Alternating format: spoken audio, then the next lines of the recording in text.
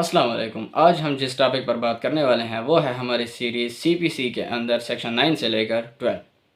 तो सबसे पहले हम बात करते हैं सेक्शन 9 की। सेक्शन 9 के अंदर ये बात है कि सिविल कोर्ट हर किस्म का हर सिविल नेचर का केस सुन सकती है, यानी कि हर सिविल नेचर के मुकदमे को सिविल कोर्ट सुन सकती है, उसका ट्रायल चला सकती है, सिवाय उन केसेस के जिसके लिए उसको एक्सप्रेसली या इम्प्लाइडली तौर पर बार किया गया है। अब सिविल नेचर के केसेस कौन से होंगे? सिविल नेचर के केसेस जैसे right to property, right to worship, right to possession, suit for specific performance. तो ये सारे क्या हैं? सिविल नेचर के केसेस हैं और इनको सुन सकती हैं। और बार क्या है सिविल सूट के ऊपर, सिविल कोर्ट के ऊपर? बार ये है जैसे सेक्शन 10 जो भी हम पढ़ेंगे, सेक्शन 11 जो भी हम पढ़ेंगे, सूट बाय एलियन जैसे सेक्शन 83। इसी तरह जो एक्सप्रेस बार हैं, criminal cases, family cases, revenue cases, तो ये सारे सिविल कोर्ट के ऊपर बार हैं। इनके केसेस को सिविल कोर्ट नहीं चला सकती। उसके बाद इसकी एक्सप्लेनेशन है। एक्सप्लेनेशन ये है कि कोई भी सूट जो प्रॉपर्टी से या किसी ऑफिस से रिलेटेड है तो वो सिविल नेचर का होगा।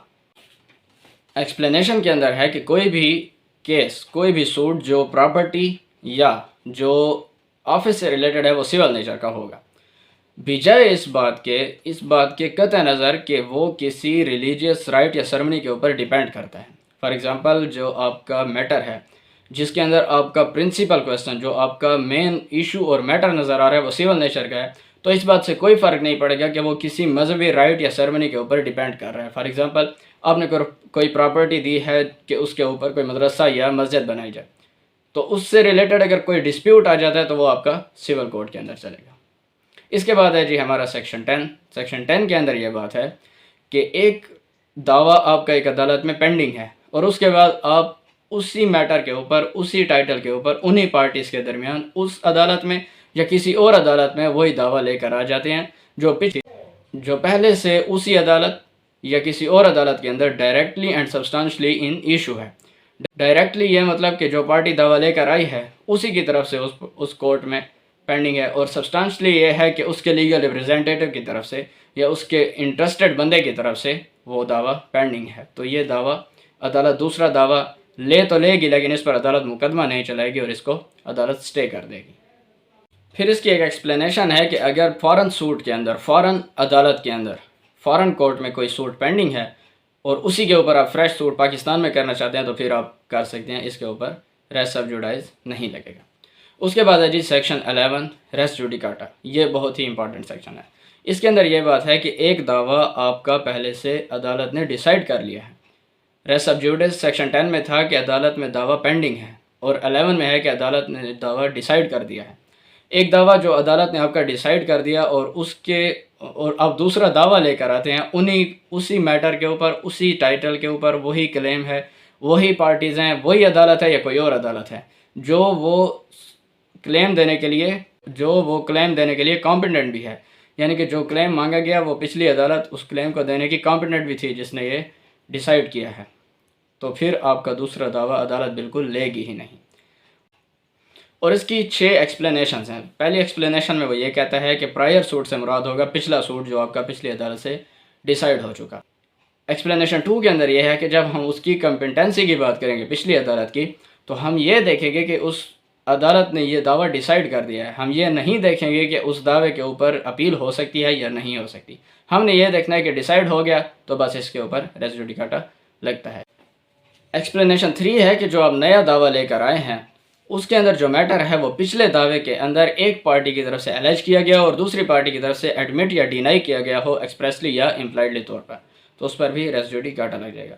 चौथी एक्सप्लेनेशन है वो है जी कंस्ट्रक्टिव रेस जुडिकाटा। वो क्या है? वो ये है कि जो प्ली आप पिछले दावे में ले सकते थे और आपने नहीं ली और आप इस दूसरे दावे में लेना चाहते हैं तो आप नहीं ले सकते। ये भी रेस जुडिकाटा की डेफिनेशन में आएगा। इसके बाद है जी इसकी एक्सप्लेनेशन 5। एक्सप्लेनेशन 5 ये है कि अगर आपकी पिछली अदालत की जो डिग्री है उसके अंदर अदालत ने आपको कोई क्लेम आपने मांगा था और नहीं दिया, अदालत उसमें चुप है, तो इसका मतलब है कि आपका वो क्लेम अदालत ने रिफ्यूज़ कर दिया है और आप उसको दोबारा उस दूसरे फ्रेश सूट में नहीं मांग सकते। इसके बाद जी एक्सप्लेनेशन 6 है। एक्सप्लेनेशन 6 के अंदर यह है कि कोई प्राइवेट राइट या कोई पब्लिक राइट है और उससे मुताल्लिक किसी एक बंदे ने या चंद लोगों ने उसको क्लेम किया हुआ है तो वो सारी सोसाइटी की तरफ से समझा जाएगा।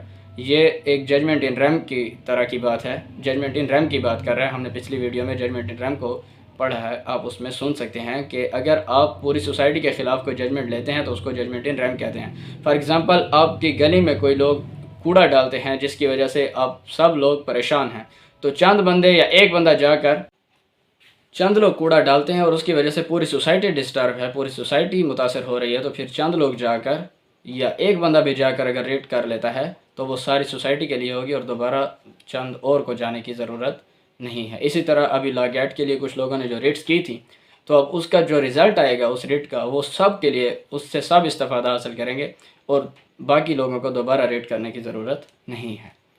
इसके बाद है जी सेक्शन 12। सेक्शन 12 की जो सब सेक्शन 1 है वो इतनी इंपॉर्टेंट नहीं है, लेकिन सब सेक्शन 2 इसकी ज़्यादा इंपॉर्टेंट है।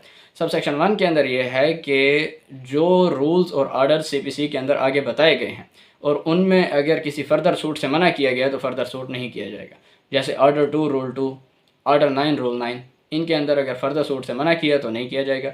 सब सेक्शन 2 ये है कि अगर आप किसी जजमेंट या डिक्री को चैलेंज कर रहे हैं, और चैलेंज किस बात पर कर रहे हैं कि इसके अंदर फ्रॉड हुआ है या मिस रिप्रेजेंटेशन हुई है या वांट ऑफ जुरिस्डिक्शन हुई है, तो इसके लिए आपने दोबारा नया सूट दायर नहीं करना, बल्कि आप उसी अदालत के अंदर जिसकी वो डिग्री या जजमेंट है, जिसने वो पास की है, आप एक एप्लीकेशन दे देंगे और उसी एप्लीकेशन के ऊपर आपका केस डिसाइड होगा। वो ही आपकी रेमेडी, आपने फर्दर सूट फाइल नहीं करना। तो ये था जी आज का हमारा लेक्चर। उम्मीद है कि आपको समझने में आसानी होगी। इंशाल्लाह अगले लेक्चर में हम बात करेंगे territorial jurisdiction of court. Thank you so much. अल्लाह हाफ़िज़।